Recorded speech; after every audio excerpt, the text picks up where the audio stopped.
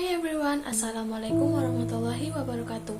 Di video ini, saya akan sedikit menjelaskan materi tentang teori agenda setting untuk menyelesaikan tugas akhir mata kuliah teori komunikasi.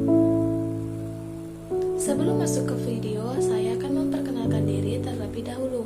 Nama saya Erika Novianti Putri dari Program Studi Komunikasi Penyiaran Islam. Baiklah, mari kita mulai ke penjelasan yang pertama. Teori agenda setting. Teori agenda setting adalah teori yang menyatakan bahwa media massa merupakan pusat penentuan kebenaran dengan kemampuan media massa untuk mentransfer dua elemen, yaitu kesadaran dan informasi ke dalam agenda publik dengan mengarahkan kesadaran publik serta perhatiannya kepada isu-isu yang dianggap penting oleh media massa. Khalayak bukan saja belajar tentang isu-isu masyarakat dan hal-hal lain melalui media.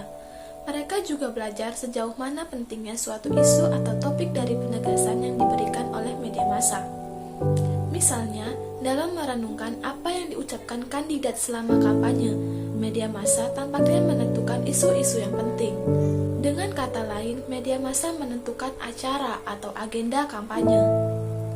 Dampak media massa, kemampuan untuk menimbulkan perubahan kognitif di antara individu-individu, telah dijuluki sebagai fungsi agenda setting dari komunikasi massa. Disinilah terletak efek komunikasi massa yang terpenting, kemampuan media untuk menstruktur dunia buat kita. Tapi yang jelas, agenda setting telah membangkitkan kembali minat peneliti pada efek komunikasi massa. Terdapat dua tokoh yang meneliti tentang ini, yaitu McCombs dan Shaw, percaya bahwa fungsi agenda setting media massa bertanggung jawab terhadap hampir semua apa yang dianggap penting oleh publik, karena apa-apa yang dianggap prioritas oleh media massa menjadi prioritas juga bagi publik atau masyarakat. Akan tetapi, kritik juga dapat dilontarkan kepada teori ini, bahwa korelasi belum tentu juga kausalitas.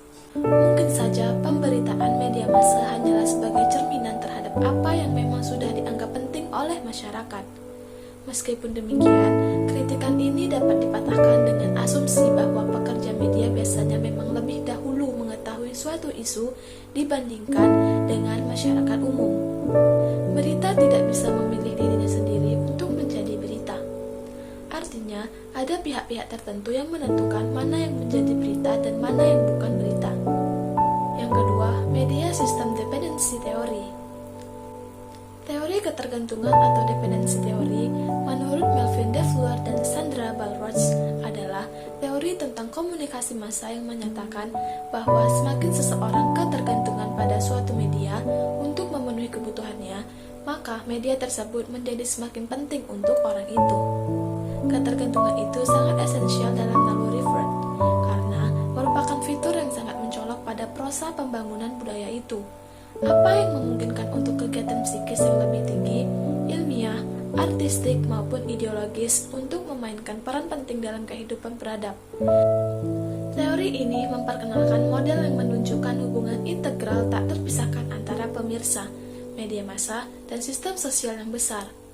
Teori ini memprediksikan bahwa khalayak tergantung kepada informasi yang berasal dari media massa dalam rangka memenuhi kebutuhan khalayak bersangkutan serta mencapai tujuan tertentu dari proses konsumsi media massa.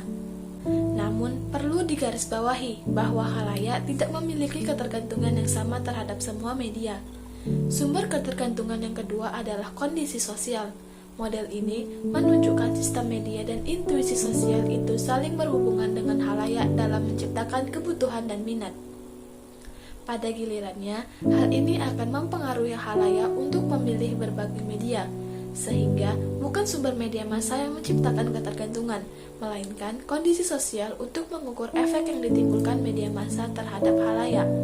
Ada beberapa metode yang dapat digunakan, yaitu riset eksperimen, survei, dan riset etnografi.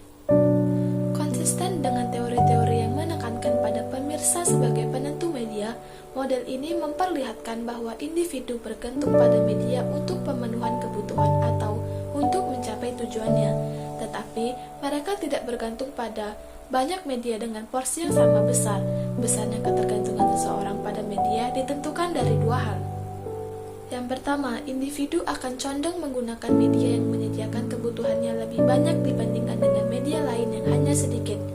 Sebagai contoh, bila Anda menyukai gosip, Anda akan membeli tabloid gosip dibandingkan membeli koran Kompas, di mana porsi gosip tentang artis hanya disediakan pada 2 kolom di halaman belakang. Tetapi orang tidak menyukai gosip mungkin tidak tahu bahwa tabloid gosip kesukaan Anda. Katakanlah acara cek dan dicek itu ada.